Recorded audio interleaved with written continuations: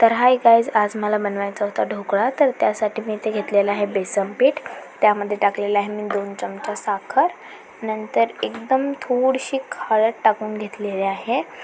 नंतर मी त्यामध्ये चवीपुरतं मीठ टाकून घेतलेलं आहे आणि नंतर त्याला मिक्स केलं. थोडंसं पाणी टाकून मी त्याला मिक्स करून घेतलेलं आहे आणि त्यानंतर 10 मिनिटासाठी रेस्टवरती ठेवायचं आहे. इथे मी पाणी उकळायला पण ठेवलेलं आहे. नंतर ज्या भांड्यामध्ये ढोकळा बनवायचा आहे त्या भांड्याला मी तेलाने ग्रीस करून घेतलेलं आहे. नंतर 10 मिनिटानंतर आपल्याला त्या बॅटरमध्ये तेल टाकायचे, मिक्स करून घ्यायचे. नंतर मग इनो टाकून थोडंसं पाणी टाकून मिक्स करून घ्यायचं आहे. नंतर तेलानं ग्रीस केलेल्या भांड्यामध्ये मी ते सगळं बॅटर टाकून घेतलं आहे आणि उकळत्या पाण्यामध्ये ठेवून दिलेलं आहे झाकून. आणि ते आपल्याला 5-5, 10-10 मिनिटांनी चेक करायचं आहे.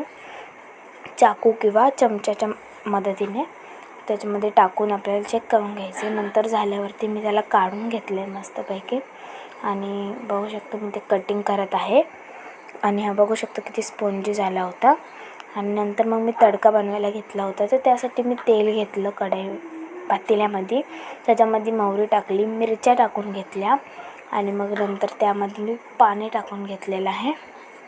आणि पाणी टाकून झाल्यानंतर मी त्यामध्ये मीठ टाकून घेतलं आहे थोडंसं.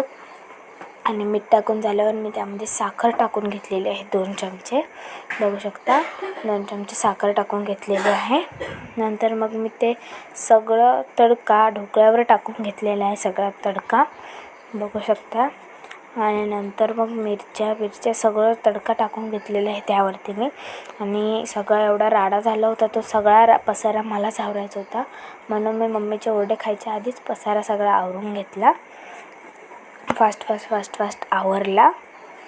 बघू शकता इथे एकदम फास्ट मी आवरलेलं आहे. आणि मग नंतर सगळं आवरून झाल्याच्या नंतर मग मी इथे ढोकळा खायला बसलेली आहे. तर आजच्या पुरते एवढंच. हर हर महादेव.